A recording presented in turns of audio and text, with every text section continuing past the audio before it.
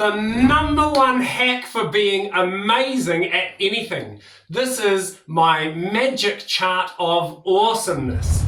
Now, right from the outset, I want to say and make really clear that I think talent is a load of rubbish. I think talent is an excuse. It's something that people say when they're trying to dismiss how much work someone has done to become amazing at anything. Or they use talent as an excuse. It becomes a thing they say that that person's really talented in a way that kind of dismisses the fact that they don't have the work ethic or they haven't put in the yards themselves to actually learn to become good at something. This is Mr. MJ's magic chart of awesomeness.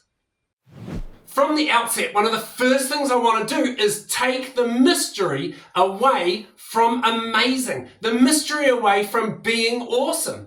We want other people to think from the outside perhaps that there's some kind of magic secret, that we're naturally gifted in some way. But from the learning perspective, from the person of the student or from the parent guiding a young one, we want to know from the outset that there is no mystery to being awesome. There's either those who have done what we're going to cover today or those who haven't. And if you do what we're going to cover today, you can't help but become amazingly awesome. So we come to my graph, the Mr. MJ's magic chart of awesomeness.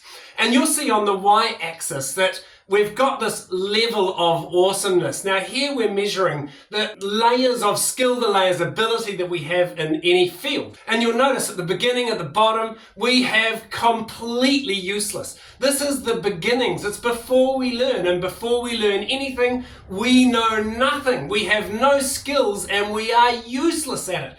That's great. We want to acknowledge that because it also shows that that's just a part of the journey. And at the top here, we have the total level of amazing awesomeness. This is where you are in complete mastery or coming across as just exceptional at anything you're trying to learn. And on the x-axis, we have time.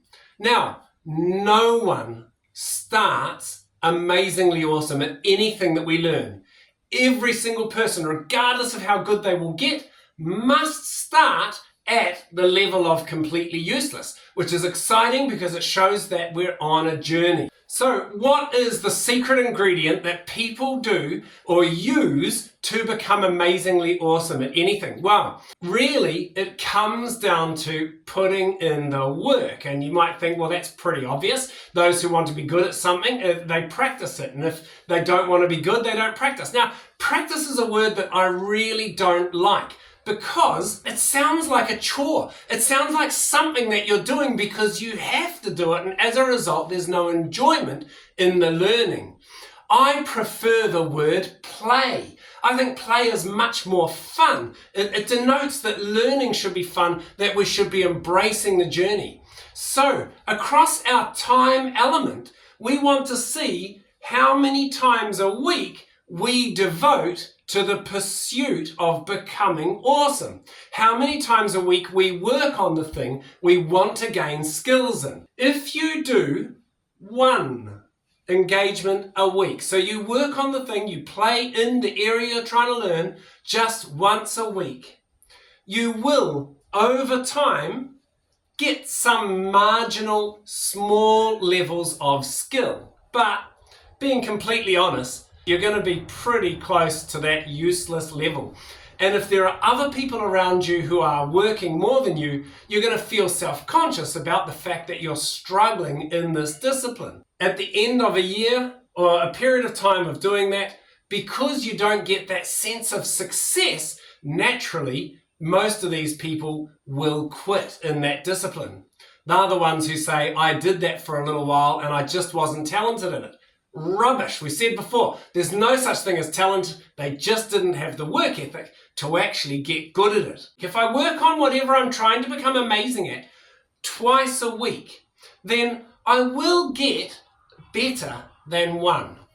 I'm still not going to be great. I might get a little more good at it so that it's not just completely painful, and I may stick with it a while longer. But I'm never going to feel like I'm really achieving any great levels of awesome. Now, something happens when we work on something 3 times or more per week. And I have my own theory on this. When we work on something 3 times a week, our brain says, they're working on this a lot more regularly. This must be important to you, so I'm going to keep working on it even when you're not. So at 3 times a week, you start finding things like, if you're working on it regularly, you'll be sitting at the dinner table and you're thinking about it, or you're going to sleep and it's still going through your brain. That's your brain continuing to learn even when you're not actively engaged in the learning of the discipline you're trying to be amazing at. So 3 times a week, if you want to achieve any level of awesome in anything you're trying to learn, 3 times a week needs to be your minimum. And if you do a minimum of 3 times a week in any field, I guarantee you're not going to become amazingly awesome, but you will get to a level of good, a level of competence that you'll have fun. And that's the first piece. Having fun is the centerpiece of all learning. So 3 times a week is our turning point. Now, of course, if you work on something 4, 5, 6, or 7 times a week, yes, you are going to head towards that amazingly awesome level. Now, the difference here, if we look at those first 2 levels again, they're not making much progress, they're not having fun, and eventually they're going to quit. 3 times a week, you're having fun, achieving a level of competence with what you're working at. 5 to 7 times a week, you're not just having fun, people talk about you in a really positive way. So in my background, coming from music, these students who are doing those 6 or 7 practices or plays a week, they're the ones that after doing a performance, people walk away going, wow, did you hear name of student here? They were amazing. There's no mystery in being amazing. If you want to be amazing, really awesomely amazing, it's putting the time in 5 to 7 times a week. Now, there's a couple of caveats that I need to include here just to make it really clear. And the first thing is that regularity is more important than duration. What do I mean by that? You will make more progress, I believe, if you do 4 plays of whatever you're trying to grow a skill in for 15 to 20 minutes than you will if you did 1 2-hour session.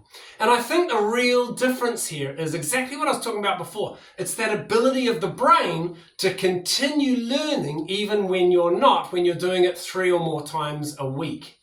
Now, I mentioned it earlier, but I'm going to say it again. Looking at the graph, you'll note every single person starts at the same place.